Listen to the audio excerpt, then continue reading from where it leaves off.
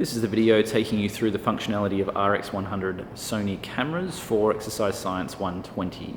So if we've got our camera in front of us, the first thing that we can do is switch on the on button up the top and the camera is going to become live.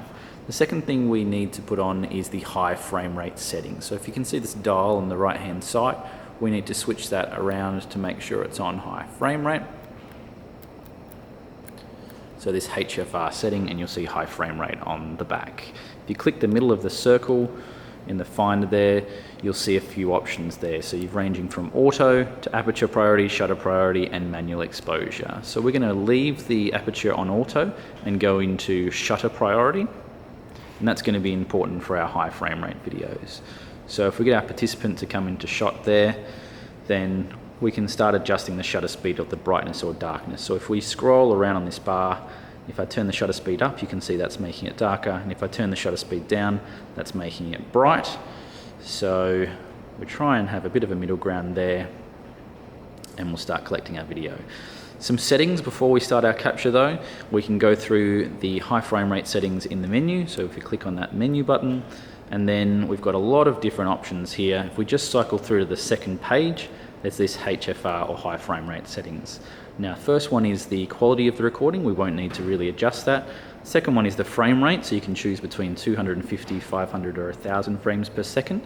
So 250 is a pretty good setting for most of the high speed capture that we'll be using. This priority setting is a really important one. So quality priority will capture for 2 seconds at a high quality. Shoot time will capture for 4 seconds at a lower quality. So let's keep it on 2 seconds for this particular capture. And then the trigger is all important, because start trigger will have your traditional click the record and then capture for 2 seconds.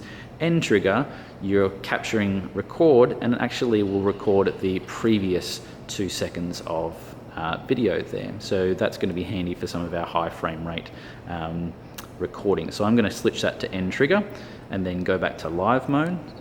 So if I can click on the menu, or I go back into that play button to get back into live mode, or that's going to go into my recordings. Now we're back in live mode. Before I hit record, because if I try, it's just going to tell me that I can't do it, I need to prime the machine. I'll put it in standby, so which is the middle of the circle here. Now it's preparing. It says hit record with the movie button there.